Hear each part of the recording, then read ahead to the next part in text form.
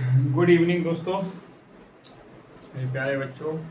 और आज हम एक नए सफ़र की शुरुआत करेंगे और जो सफ़र होगा वो होगा विज्ञान का। और विज्ञान में ही पहला टॉपिक है जो फिजिक्स का, PHYSICS, फिजिक्स, भौतिक विज्ञान। जो फिजिक्स होती है, पहले तो इसी को समझ लेते हैं क्या होती है विज्ञान, क्या होती है। थिंक्स करते हैं, आप चीज़ों को सोचेंगे। जिनको लगता है ये क्लास बकवास हो जो बेवकूफ़ होंगे, ठीक है। क्योंकि विज्ञान आप रट नहीं सकते हैं, रट लेंगे तो आप ज़्यादा देर सर्वाइव नहीं कर पाएंगे विज्ञान में। इसलिए आपको विज्ञान सीखना अनिवार्य है। और सीखने के लिए जो हम यहाँ बोल रहे हैं उन पर विचार करना, उनको सोचना अनिवार्य है। अब अपन ने कहा कि भौतिक क्या होती है, जो चीज़ें दिखती हैं भौतिक अवस्था में हैं, हमको महसूस कर सकते हैं, ठीक है। चलिए, इसके बाद अतः विज्ञान क्या होता है भाई। विज्ञान तो आप लोगों ने बचपन में पढ़ा ही होगा।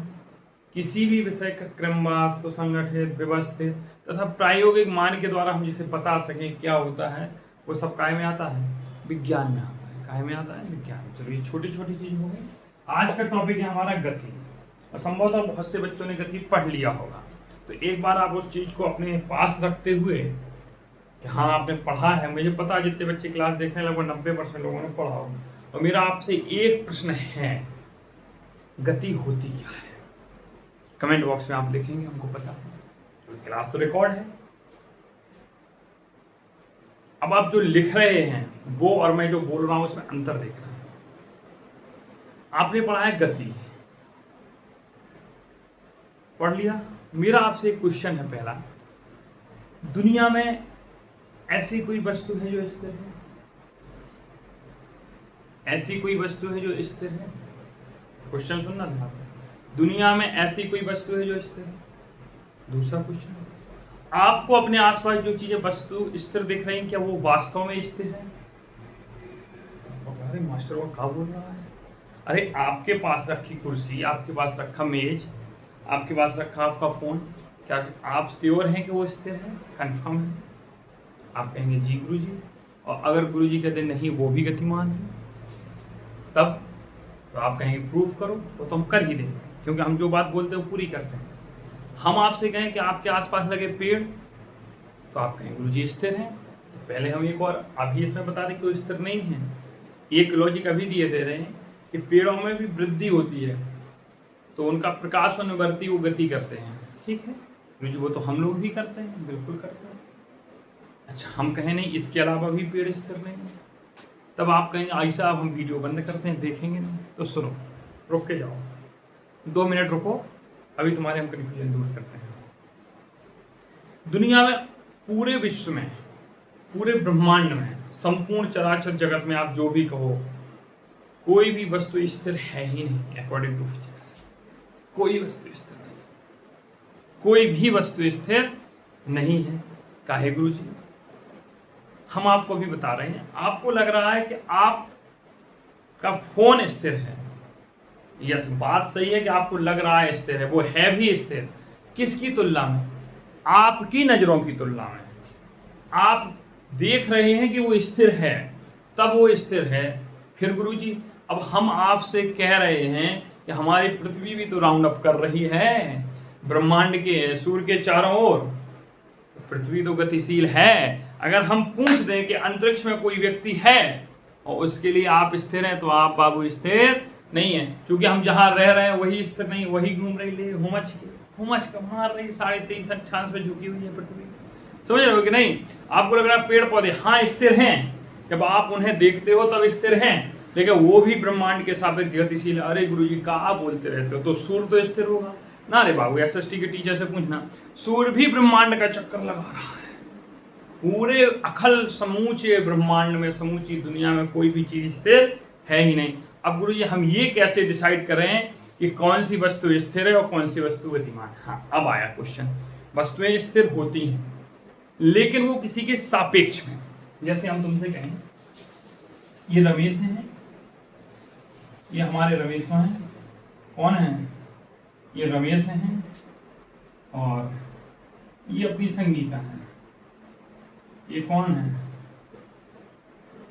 संगीता है ठीक है, अब इन दोनों में कौन सुंदर है? सापेक्षता की बात करें, जैसे आप दो भाई बहन हैं या आप दो बहनें हैं, तो आप दोनों में कौन सुंदर है? मान लिया रमेश सुंदर है, किससे? संगीता से। तो क्या रमेश सबसे सुंदर हो गए? नहीं। आप कहेंगे गुरुजी जो रमेश सुंदर है वो संगीता की अपेक्षा में तो सुंदर हैं, लेकिन सुशीला की अपेक्षा में क्या हैं? बदसूरत हैं। कहने का मतलब आपका जो फ्रेंड का सर्किल होगा, दोस्तों का होगा, तो उसमें हो सकता है आप सब सुंदर हो अपने अपने जो क्लास देख रहे हो।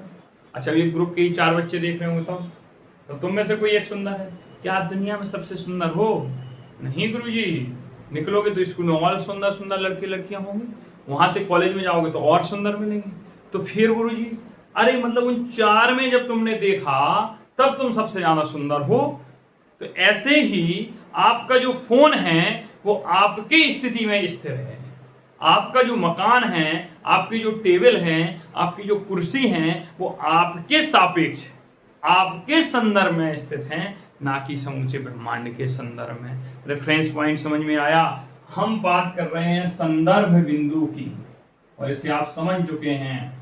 संदर्भ बिंदु मतलब हम के सापेक्ष पूछते हैं, हम किसके सापेक्ष बात कर रहे हैं। सापेक्षता का सिद्धांत भी आया था, लेकिन विंटर में आप पढ़ेंगे, हल्का फुल्का पॉइंट नहीं समझाए हैं आपको। जैसे कि एक सपोज हम आपसे क्वेश्चन पूछें कि हिमालय किस दिशा में है, हिमालय किस दिशा में है, हम गारंटी से कह सकते हैं 99 नहीं 100% बच्चे बोले होंगे उत्तर दिशा में है, जो कि उत्तर गलत है। अब फिर पगला गए हो, काहे गुरुजी? हमने यही पूछा ना हिमालय किस दिशा में है। जी गुरुजी, हमने क्या ये कहा भारत? हमने कहा चीन से हिमालय किस दिशा में है। तो जब आप चीन में खड़े होंगे तब आपको हिमालय दक्षिण दिशा में दिखेगा, जब आप भारत में होंगे तब हिमालय उत्तर दिशा में दिखेगा। समझ में आया? समझ में आया या नहीं आया? सापेक्षता के अनुसार हम बात करते हैं। आप मुझे देख रहे हैं, मेरा राइट हैंड ये है, आप अपने फोन में देख रहे हो तो आपको इस तरफ दिखेगा, क्योंकि हम आपसे जस्ट अपोजिट बात कर रहे हैं, आपकी नजरों में नजरें मिला के बात कर रहे हैं। ऐसे खड़े हो जाएंगे, बात एक हो जाएगी। ये दुनिया में सापेक्षता का सिद्धांत है, ये सापेक्षता की बातें करता है, ऐसे ही सापेक्षता निकलती है। तो कभी भी विज्ञान में जब भी पढ़ो, प्रश्न को ध्यान से सुनो। हमने पहला प्रश्न पूछा था क्या दुनिया में सभी चीजें स्थिर हैं? आप कहेंगे नहीं गुरुजी। मैंने दूसरा प्रश्न पूछा था क्या स्थिर हो सकती? यस, हो सकती हैं, उसके संदर्भ बिंदु के सापेक्ष।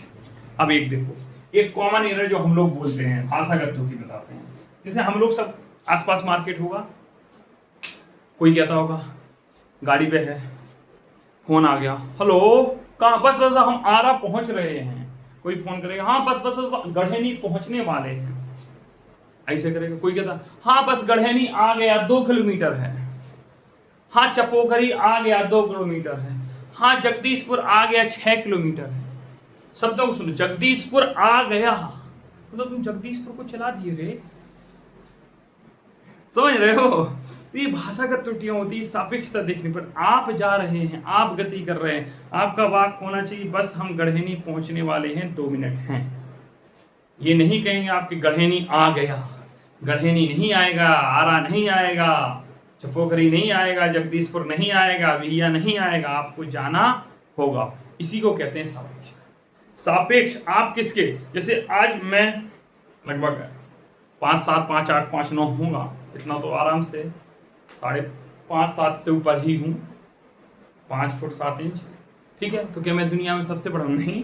हाँ, लेकिन मेरे यहाँ जो बच्चे पढ़ने आते हैं उनसे मैं बड़ा हूँ, मेरा स्टाफ जो है मैं उनसे बड़ा हूँ। फिर गुरुजी, अरे मेरे मामा का लड़का ही हमसे 1 बीता ऊंचा है, इतना ऊंचा है, हम मौसी का लड़का हो तो और 2 बीता ऊंचा है, तब हम दुनिया में हो गए क्या? सापेक्षता। जैसे मेरे बच्चे मेरे सामने खड़े हो, मुझसे छोटे होंगे।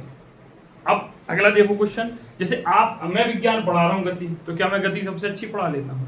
हाँ, यहाँ जो लोग क्लास देख रहे हैं वो अच्छी पढ़ा, क्या मुझे गति का संपूर्ण ज्ञान है? तो इसका जवाब है नहीं। हो सकता है जो प्रोफेसर हो, जिसने विज्ञान में PhD की हो, वो हमसे अच्छी गति में जानता हो।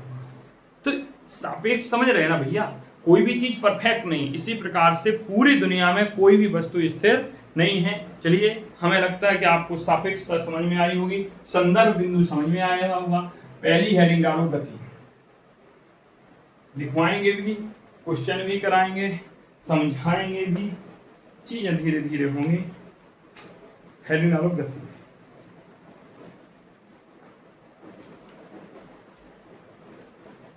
हेडिंग डालो गति, मोशन, MOTION, गति। लिखो गति में, देखो, यदि किसी वस्तु की स्थिति समय के साथ परिवर्तित होती है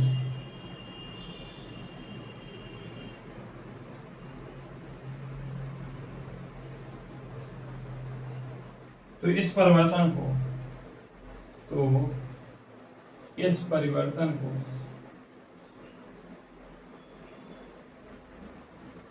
गति कहते हैं।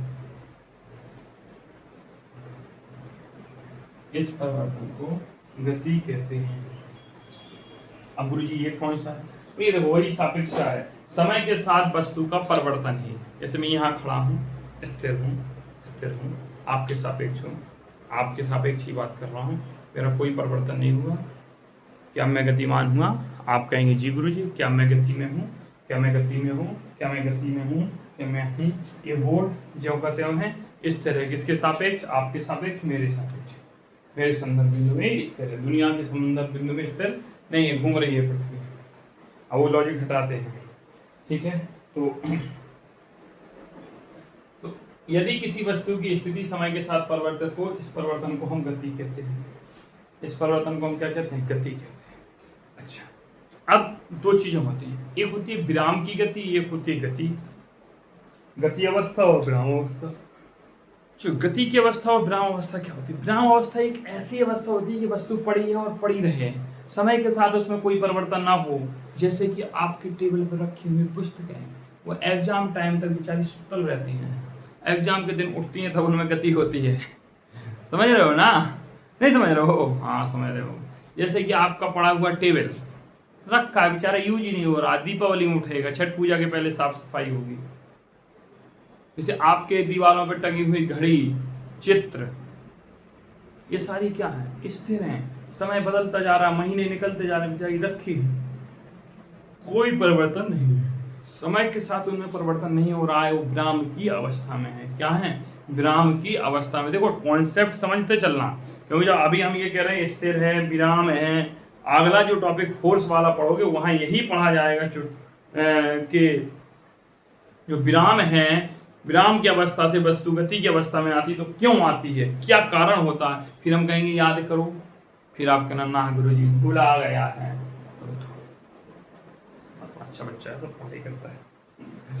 चलिए, तो बात समझ में आ रही कि नहीं? तो विराम की अवस्था में जो वस्तु है, जो विराम में हो, विराम अवस्था की ही वस्तुएं कहलाती हैं। चलिए, अब एक चीज और देखते हैं। अभी एक सेकंड,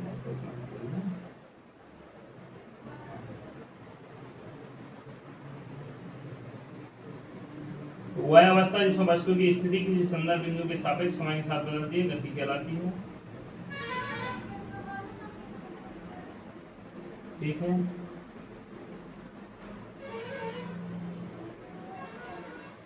ठीक है, आगे देखिए। अब इसमें देखो,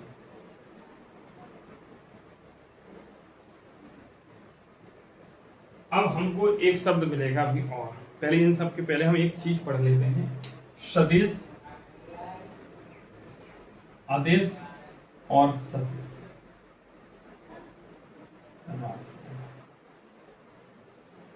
आदेश और सदिश,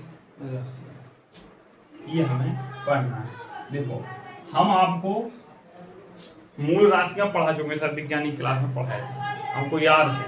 जो विज्ञान की क्लास है, हमने उसमें आपको सदिश पढ़ाया था, शायद मुझे याद है वो क्लास रही होगी सेल की, उसमें हमने आपको राशियां बताई थी। 7 मूल राशियां होती हैं, जिनको याद है वो कमेंट में लिख के बता देंगे, जिन्हें याद नहीं है वो याद कर लेंगे अगर नहीं पढ़ाया हो तो आप मुझे क्लियर करके कमेंट बॉक्स में बता देना, तो कल की वैज्ञानिक क्लास में या बुधवार की वैज्ञानिक क्लास में हम आपको बता देंगे। चलिए पहले पढ़ते हैं सदिश और अदिश राशियाँ। क्यों गुरुजी? क्योंकि जैसे ही हम गति की डेफिनेशन लिखवाएंगे, इस चैप्टर में हम पढ़ेंगे क्या, पहले और देखो गति तो समझ लें, इस चैप्टर में हम दूरी पढ़ेंगे जो है नहीं लेकिन पढ़ाना पड़ेगा, हम इसमें विस्थापन पढ़ेंगे, हम इसमें चाल पढ़ेंगे, हम इसमें त्वरण पढ़ेंगे, इसमें हम औसत गति पढ़ेंगे, ये सारे टॉपिक हैं। और इसमें हम गति के सूत्र भी पढ़ेंगे। गति के सूत्र कौन से होते हैं, इसमें हम न्यूमेरिकल सवाल भी लगाएंगे। आप जुड़े रहेंगे, आपको फिजिक्स समझ में आती है। तो सदिश और अदिश राशियां। सदिश राशियां क्या होती है? देखो, इस शब्द को विज्ञान में हमेशा शब्द को देखा करो, लगभग 90% क्वेश्चन शब्द से बन जाते हैं। अगर हम इसको देखें, सा माने होता है हिंदी में सहित, और दिश को अगर दिशा लिख दें तो दिशा, जिसमें दिशा की भी जरूरत हो।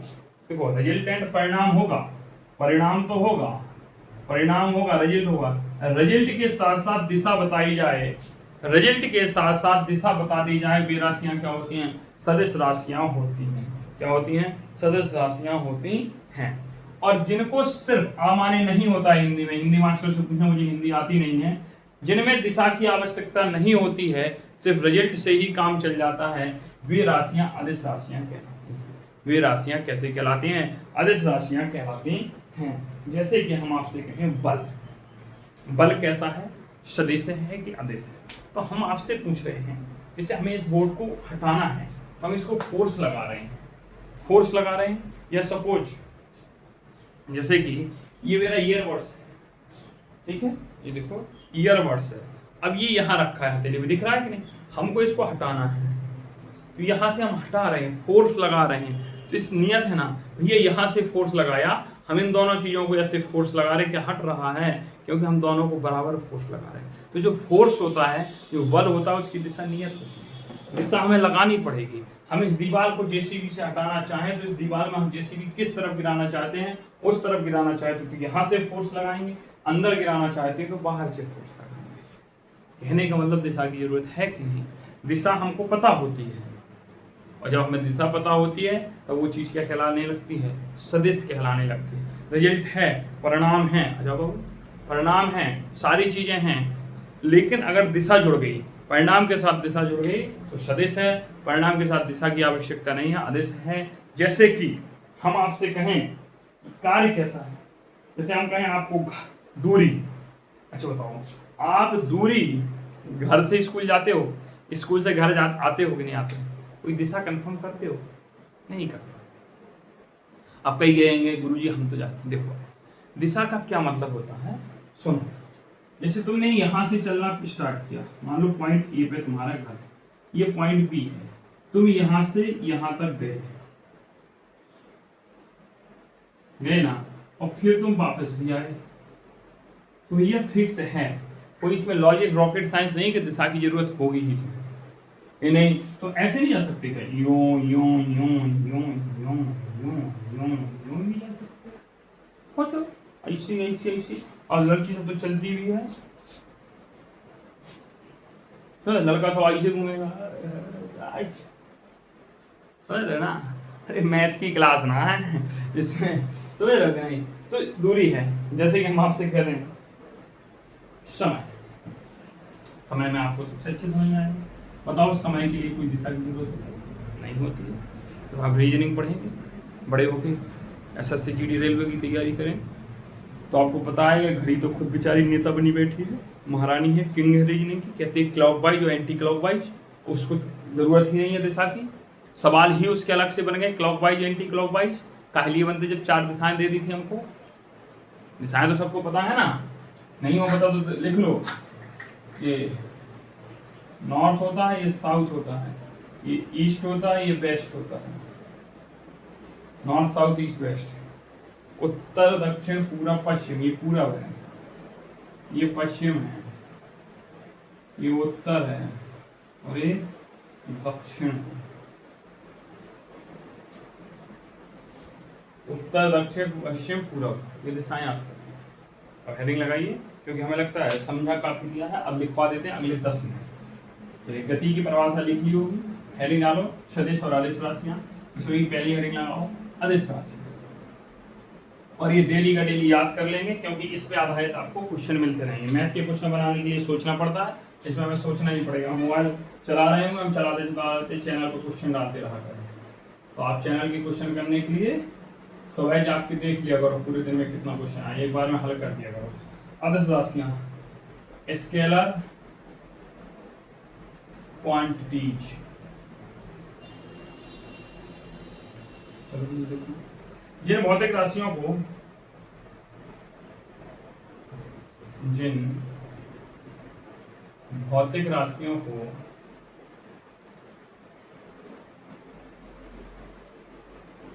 व्यक्त करने के लिए केवल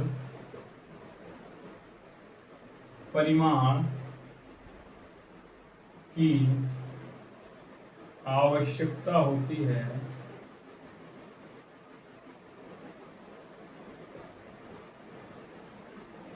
दिशा की नहीं,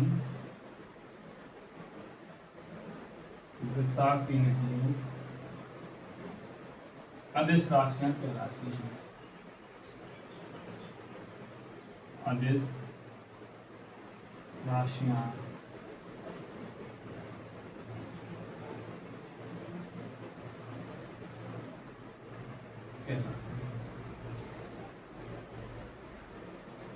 ठीक है, स्पष्ट लिखा है, इसको अंडरलाइन करिए। पर केवल परिमाण रिजल्ट की आवश्यकता होती है, दिशा की नहीं, अदिश राशियां कहलाती हैं। एग्जाम्पल लिख लीजिए आप, चाल, दूरी, समय, दाब, इसमें अधिकतर शब्द सुने होंगे आपने, ऊर्जा, ताप, आवृत्ति।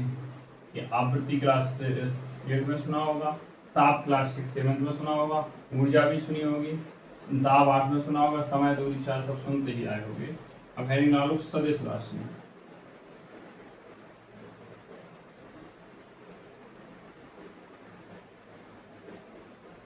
वेक्टर क्वांटिटीज,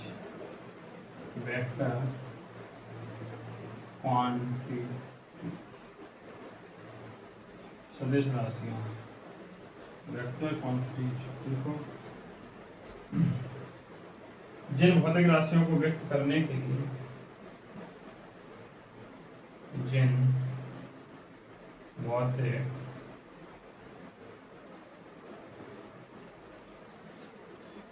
राशियों को, ये डायरेक्टली नहीं आपके कोर्स में, लेकिन डायरेक्टली लिखा जाता है, व्यक्त करने के लिए हमने पढ़ा ही क्या जाता है, तो करने के लिए परिमाण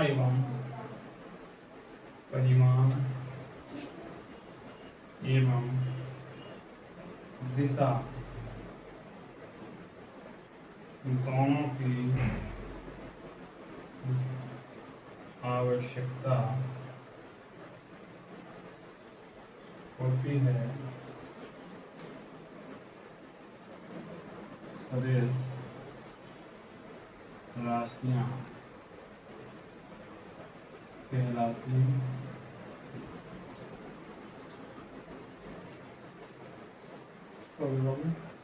एग्जाम्पल, बल, वेग, त्वरण, विस्थापन, संवेग, आवेग, बलाघूर्ण, हल्का सा पड़ा होगा इसको आपने।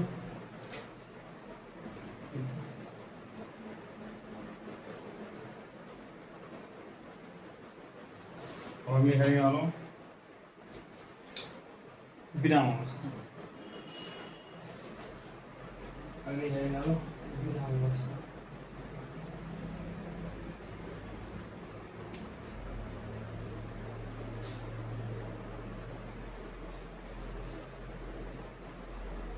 अगर आप समझेंगे नहीं चीजें डायरेक्ट लिखने आएंगे तो दिक्कत होगी।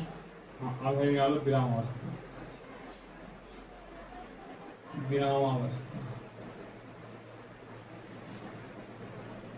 रेस्ट स्टेज लिखो। जब कोई वस्तु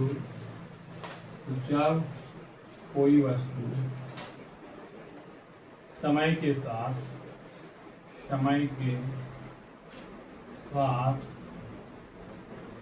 अपनी स्थिति में कोई परिवर्तन नहीं करती है,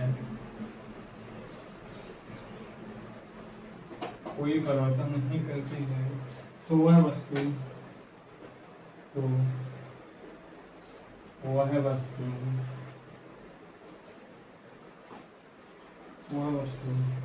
विरामावस्था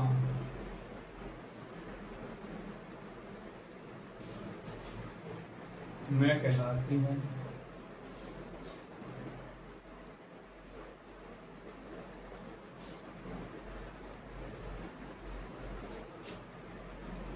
समय के साथ कोई परिवर्तन नहीं करती। यहाँ सापेक्ष का भी लगेगा, ध्यान रखना। अब सापेक्ष का भूल जाना है क्योंकि समय के साथ है।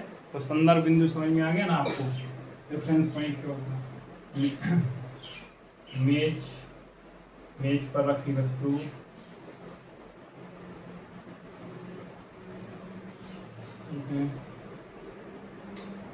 पेड़ पौधे, गुरुजी का बोर्ड ही टंगा है, कमरे में टंगी दीवार घड़ी, ये सब स्थिर हैं कि नहीं है। हाँ, अगर लेकिन ब्रह्मांड के सापेक्ष पूछ लिया जाएगा तो ये गतिशील हो जाएंगे, लेकिन पृथ्वी के सापेक्ष सारी क्या है, एक दूसरे के सापेक्ष क्या है, गति अवस्था।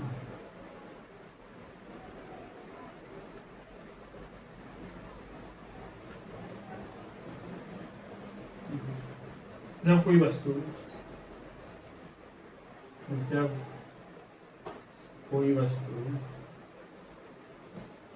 समय के साथ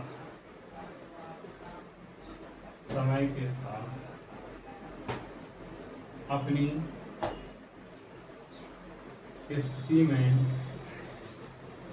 कोई परिवर्तन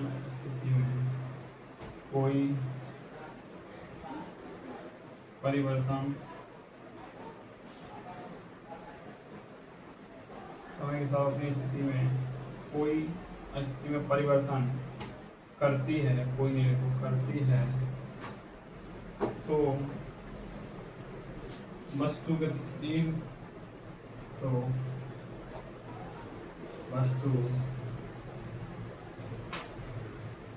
गतिशील,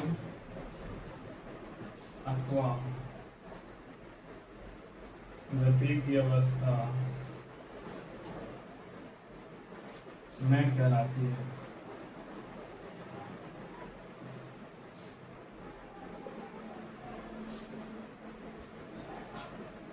एग्जाम्पल, वायुयान वायु में उड़ता हुआ,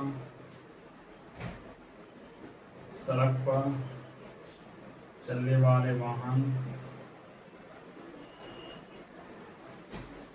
कमरे में चलता पंखा, ट्रेन आदि। ठीक है,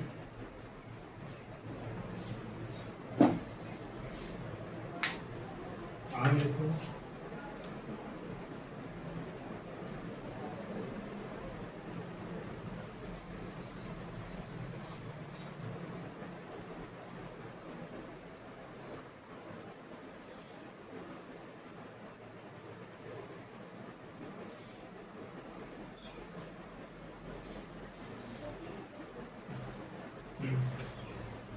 वस्तु की स्थिति, अगले निकालो वस्तु की स्थिति।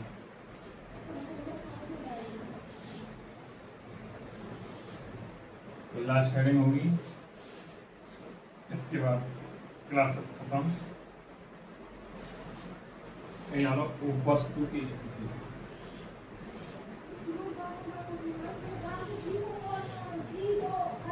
देखो,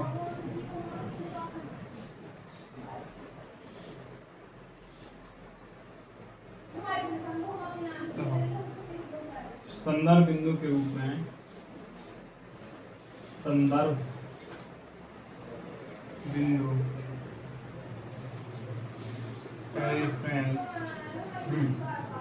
यह रेफरेंस पॉइंट के रूप में एक नियत बिंदु निर्दिष्ट होता है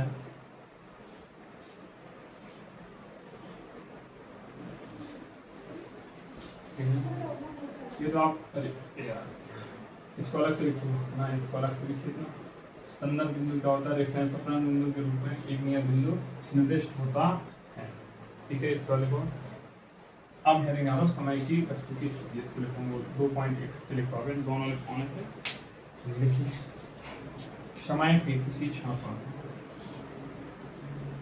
इसको यहाँ लिखना, वो अलग से स्टार बना के लिख लो। समय के किसी क्षण पर,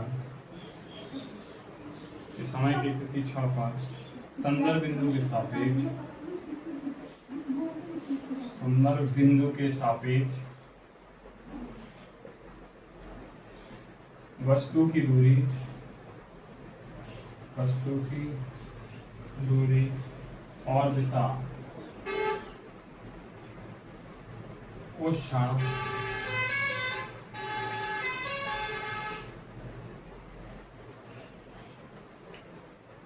दूरी और दिशा उस क्षण पर वस्तु की स्थिति का